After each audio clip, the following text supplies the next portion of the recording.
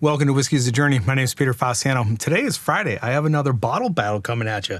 If you're not familiar with this segment, I have a whole bunch of whiskeys in a blind sample pool. I'm a whiskey promiscuous channel, so these matchups could be anything. I'm the one that put these together. They could be, I don't know, highly allocated bottles against easy fine shelfers. They could be bourbon, scotch, rye, whatever it is. They could be anything. I have them stickered on the bottom. I'm going to pour them, nose them, taste them. Ooh, that one is dark. And then I am going to, the lid fell off. Then I'm going to reveal to myself which one I like the most. And as I go, that one's dark too. As I go through these, I will pop the bottles up so you have an idea of what it is that I'm drinking. Let me grab this thing off. All right, let's get the lid back on that. So before I get this going, just a reminder, I do have a July giveaway happening. If you're interested in supporting the channel, read through the rules that are in the description below. These smell really, really sweet. I'm not much of a color person. I don't necessarily point out color all that much. It really doesn't make a difference to me, but these are both really dark. And color, for some reason, just always reminds me of either something that is finished or it indicates that it's well aged. That's pretty much all I look at for color. I'm gonna start on my right, nose it, taste it, take some notes. I have some water over here, and then I'm gonna move over to the glass on the left. So here we go. Cheers, everybody. Glass number one. Wow, that is a deep, rich, dark cherry note. Yeah, really rich. Maybe this is going to be a really good matchup. That is insane. Yeah, I don't think I've ever had as much cherry in a glass in a long time. I know Calumets like 14, 15, and 16 have that elevated cherry note. That's what this reminds me of. But there is also a tremendous amount of oak coming through as well. It's dark cherry and oak. And maybe, I don't know, maybe that's finished in something, or maybe it's just really old. I don't know. But it smells absolutely amazing. It has some tobacco and chocolate notes. Smells very rich. My mouth is just going like crazy right now as far as like anticipation of this sip. All right, I got to get this thing on the palate. Cheers, everyone. Oh my gosh, that is good. That is exactly what I like. There is a cola note, dark chocolate. The concentration of bourbon notes are there. The brown sugar, caramel, and vanilla are really saturating. It's almost to the point where I would say that it's like a buttery, oily viscosity over the tongue. That finish is just going on for a long time. My guess is it tastes like a bourbon. It smells like a bourbon. That cherry note and that brown sugar, caramel, and vanilla just indicate to me that it is a bourbon. There is a level of bitterness or tannin that is sinking down underneath my tongue, and I can kind of feel it on the side of my tongue. It's not over the top. It's nothing that is detracting. I think at this point, it's just adding to the level of complexity that this has. That was my first sip. I'm gonna jot some notes down. This is fantastic. If glass number two is anything at all like glass number one, we're gonna be in store for a really good battle here. Let me get my notes down and I'll be right back. All right, so that took about 2 minutes for me to jot down my notes. And then I wanted to see how long this finish was gonna go. And there is still a little bit of oak and a little bit of bitterness under the tongue. I'm still getting a good amount of dark cherry as well. So I just wrote down rich cherry, concentrated oak, escalated concentration or escalated bourbon notes, the brown sugar, caramel, and vanilla, the cocoa, the chocolate, the tobacco. Everything about this pour is what I like, with the exception, it does not seem to be overly proofy. I think the ABV on this is rather low. So let me go ahead and move on to glass number two and see what this one's all about. All right, I don't think, I got a little bit of water, like a dishwater note in here. I don't think I dried this one off really well. Okay. we are looking at very comparable pours. This smells very similar to it. It doesn't have a level of cherry as glass number 1 has. But I think we might be in the same ballpark as far as a bourbon goes. And this is stinging the nose a little bit, so maybe this is higher in the ABV. But yeah, everything is still there. The oak, brown sugar, caramel, vanilla. The cherry note is there, but it's not as dark or rich or concentrated as glass 1.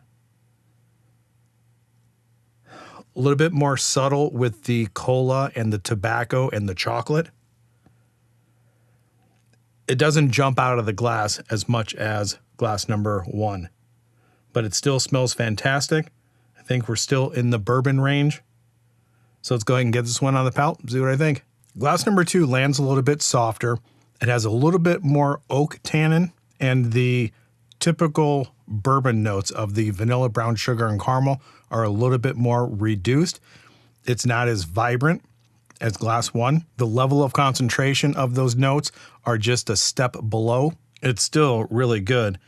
And it does have a little bit more spice, and that spice might be coming across as higher ABV.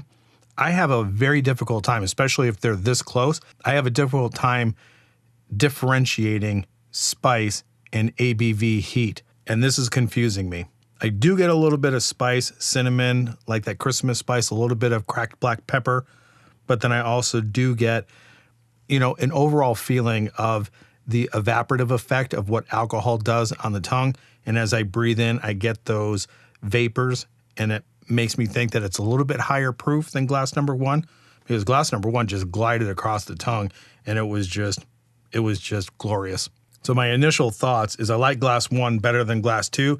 I think we're in the same ballpark. I think we're looking at a bourbon, finished or aged. I'm not exactly sure, but maybe the amount of oak that's coming through, maybe these are a little bit higher aged, and maybe it's both. Maybe it's high aged and it's finished in something. So what I'm going to do off air, I'm going to go back through. I'm going to let my palate rest a little bit. I'm going to go back to glass number 2, write down some notes, go to glass number 1, verify what I got in my notes, and then when I come back, I will let you know which one I like the most, and I'll reveal to myself what it is I'm drinking, grab the bottles, remind myself of the proof and the price, and then try to figure out why, if it's not apparent, of why I put this matchup together. All right, so since this is now fresh in my mind, I think I need to address the finishes of both of these. Glass number 1, as I was sitting there concentrating on the finish, it is a more dry and bitter finish as opposed to glass number 2, which is a more subtle finish. It's not as drying, and I don't have those bitter notes lingering on the palate. I like the finish of glass 2 more than glass number 1, but the depth of flavor and complexity of glass 1 is really good compared to glass number 2. My favorite in this battle of the bottles is going to be glass number 1. All of those same notes that I had, the rich cherry, the concentrated oak, the elevated typical bourbon notes of the brown sugar, caramel, and vanilla were very intense.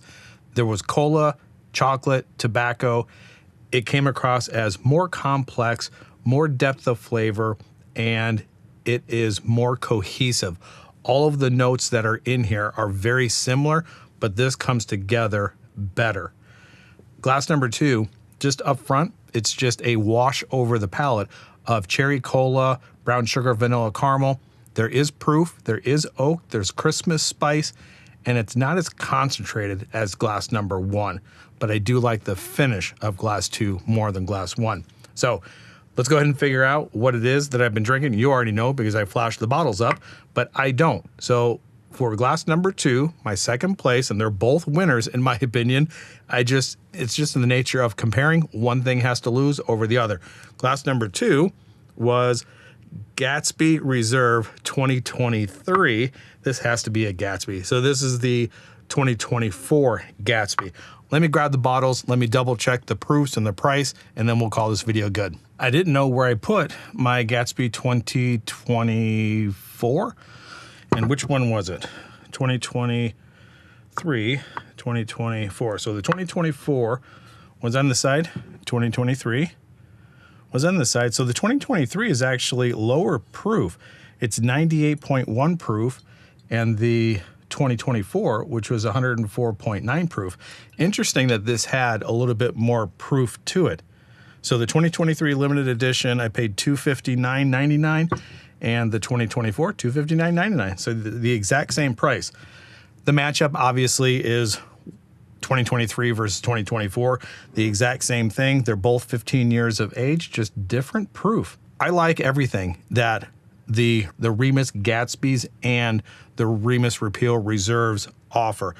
I like them all. I'm going to continue buying them just because I like that profile of the Ross and Squibb. So, and I think, if I'm not mistaken, the 9 and the 2025 version of these, I think they always come out the second half of 2025. So I'll be on the lookout for those. Let me know in the comments down below what you thought of this matchup. Do you like the Gatsby Reserves? Do you like the Remus Repeal Reserves over these? Do you see them in your area? Do you like them? How much are you paying for them? Or is it something that you are just not concerned with because they're just overpriced? And yes, they are overpriced, but I do like them. That's where I'm going to leave it. Like, subscribe, share, do all those things that YouTubers ask you to do. Again, July giveaway happening. Read all the rules in the description below. So wherever you're at in your journey, I was looking down to see if I had anything left to drink. Really don't have anything. So wherever you're at in your journey, I hope you're enjoying it, and we'll see you next time. Bye.